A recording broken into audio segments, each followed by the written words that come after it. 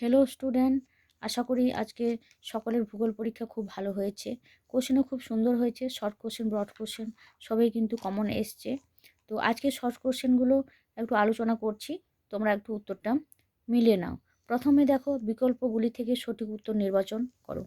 প্রথমে রয়েছে একটি বহির্জাত প্রক্রিয়ার উদাহরণ হলো আবহ বিকার।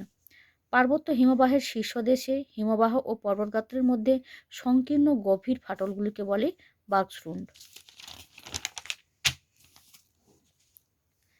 বায়ুমণ্ডলের যে স্তরে আবহাওয়ার গোলযোগ দেখা যায় সেই স্তরটি হলো ট্রপোস্ফিয়ার। বৈপরীত্য উত্তাপ সংঘটিত হয় যখন উচ্চতা বৃদ্ধিতে উষ্ণতা বৃদ্ধি পায়। ভূপৃষ্ঠের কোনো একটি স্থানে জোয়ারের সঙ্গে ভাটার সময়ের পার্থক্য হলো 6 ঘন্টা 13 মিনিট।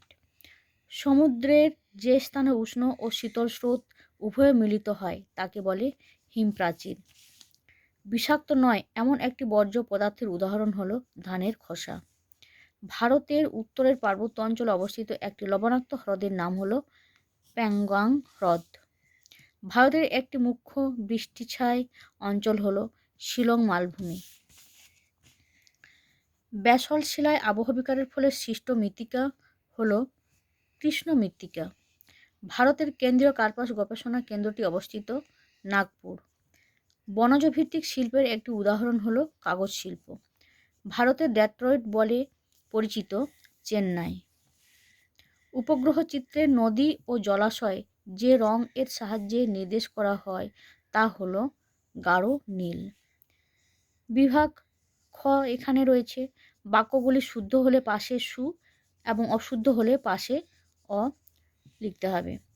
প্রথমে রয়েছে নদীর উৎস অঞ্চলে ধারণ অববাহিকার সৃষ্টি হয়, এটা হচ্ছে সু, ঠিক। ঝুলন্ত উপত্যকা নদীর ক্ষয়কার্যের ফলে গঠিত, অশুদ্ধ, অ। সমুদ্র বায়ু সন্ধ্যাবেলায় প্রবাহিত হয়, শুদ্ধ। হিমালয়ের দুটি উল্লেখযোগ্য উদ্ভিদ হল গরান ও গোলপাতা, অশুদ্ধ।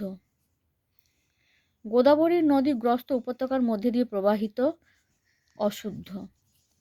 আর্সেনিক একটি বিষাক্ত বর্জ্য পদার্থ, শুদ্ধ। মহাকাশে প্রেরিত ভারতের প্রথম কৃত্রিম উপগ্রহের নাম অ্যাপোলো, এটা অশুদ্ধ।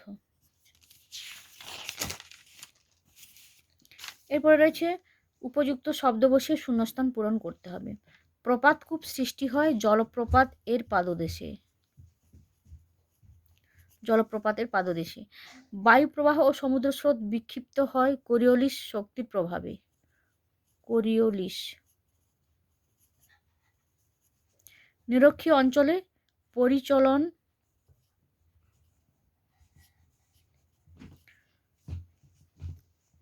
পরিচলন, হ্যাঁ এটা হবে পরিচলন। শীতল ল্যাব্রাডোর স্রোত,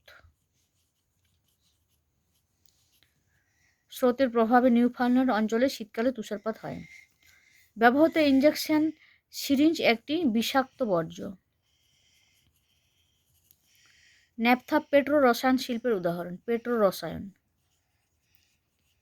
পেট্রো রসায়ন। 2011 খ্রিস্টাব্দের আদমশুমারি অনুযায়ী ভারতের নিম্নলিখিত জনঘনত্ব সম্পন্ন রাজ্যটি হল অরুণাচল প্রদেশ, প্রদেশ। এরপরে এখানে একটি বা দুটি শব্দে উত্তর দাও। চুনাপাথরযুক্ত অঞ্চলে নদী ক্ষয়কার্যে কোন প্রক্রিয়ার প্রাধান্য দেখা যায়, এটা হবে দ্রবণ। বায়ুমণ্ডলের কোন স্তরে মেরুপ্রভা দেখা যায়, আয়োনোস্ফিয়ার। কোন মহাসাগরে ঋতু পরিবর্তনের ফলে সমুদ্র স্রোতের দিক পরিবর্তন হয়, এটা ভারত মহাসাগরে হবে। কর্ণাটকের ব্যবচ্ছিন্ন মালভূমির নাম লেখো, মালনাদ।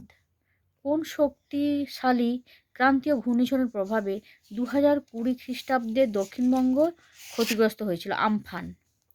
শ্বাসমূল কোন জাতীয় উদ্ভিদের একটি বৈশিষ্ট্য, ম্যানগ্রোভ বা লবণাম্বু লিখলেও হবে। খনিজ তেল ও স্বাভাবিক গ্যাস বহনে কোন পরিবহন মাধ্যম খুবই উপযোগী, এটা হবে নলপথ। ভূবৈচিত্র্যসূচক মানচিত্রের যে কাল্পনিক রেখার সাহায্যে ভূমির উচ্চতা দেখানো হয় তার নাম কি, এটাকে বলা হয় কি সমোন্নতি রেখা। এরপরে বাম দিকের সাথে ডান দিক মিলিয়ে লিখতে হবে। কাশ্মীর উপত্যকা, জাফরান।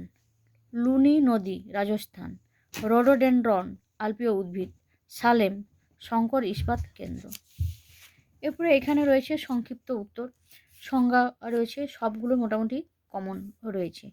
নগ্নিভবনের সংজ্ঞা দাও, নগ্নিভবন সংজ্ঞা লিখতে হবে। কার্যকরী সৌর বিকিরণ বলতে কী বলে, আপেক্ষিক আর্দ্রতার সংজ্ঞা, অ্যাপোজিজোয়ার, এগুলো সবই মোটামুটি এসেছে, কিন্তু সবই কোশ্চেন যে খুব টাফ হয়েছে সেরকম কিন্তু নয়। এছাড়া 3 নম্বরেও যে কোশ্চেনগুলো এসেছে বিভাগ ঘ থেকে 3 নম্বরের যে কোশ্চেন এসেছে এগুলো কিন্তু কমনের মধ্যে এসেছে। যেমন হিমরেখার উচ্চতা সর্বত্র সমান হয় না কেন, সব ঋতুতে সমান হয় না কেন, ঘূর্ণ বা প্রতিঘূর্ণবারের পার্থক্য। আর এদিকে বিভাগ ম থেকেও কিন্তু মোটামুটি 5 নম্বরের যে প্রশ্নগুলো রয়েছে সব প্রশ্নগুলোই কিন্তু মোটামুটি কমন এসছে।